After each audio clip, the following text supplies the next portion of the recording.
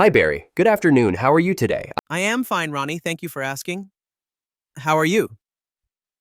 I am great. A friend of mine just showed to me an article about Malaysia's way of resolving competence issues in the construction industry. It is about how a Malaysian company, SABAZNI Competency Training and Management, came up with an innovative solution to solve a real problem faced by the SME entrepreneurs. Okay. This is new. What's the solution? Well, SME entrepreneurs have been complaining that hiring or employing of new staff is really painful. A lot of times, the entrepreneurs found that their newly employed staff couldn't perform, even though they have gone through exhaustive interviews. I think the system designed by Sabazni will solve the hiring problem faced by the entrepreneurs. Really? How did this company solve the hiring or competence issue?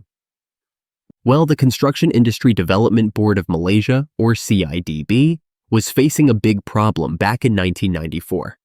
How to accredit competent personnel in the construction industry. CIDB asked around, but the same answers kept coming back. More training programs. CIDB felt that more training was not the answer and asked around again. Then what happened? CIDB heard about Sabazni's solution and requested Sabazni to discuss the solution. Sabazni's solution was a totally different approach. Their solution was to develop a national-level competence system consisting of assessments, instructions, and verifications. So instead of just training workers, they built a system that sustains itself? That is just pure genius. Exactly. Sabazni came out with a competency blueprint and competence standards for the certifiers. These certifiers were the assessors and verifiers.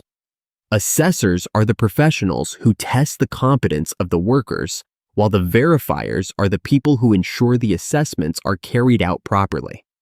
So, what happened? The competence system worked.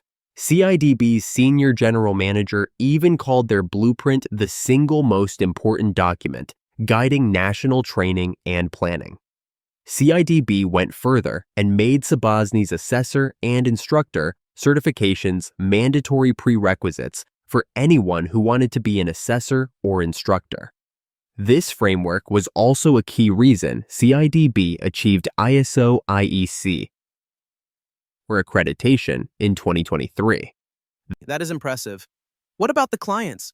Clients such as CIDB Holdings, Mara Sabah, and the National Institute for Occupational Safety and Health praised Sabazni as a trusted collaborator. Contractors reported safer work sites and reduced costs. For Sabazni, customer service and satisfaction mean real verified competence that transforms organizations, and not just issuing meaningless certificates. That's powerful. How does this system apply to small and medium enterprises? The system has been applied to a manufacturing SME. And guess what? They won multiple awards for their work. So this competence system really proved itself. So, how do you sum this up? It comes down to their Latin motto, fructus per paratium, or results through competence. Sabazni has shown that true customer satisfaction comes when results are consistent, verified, and sustained. That is just awesome.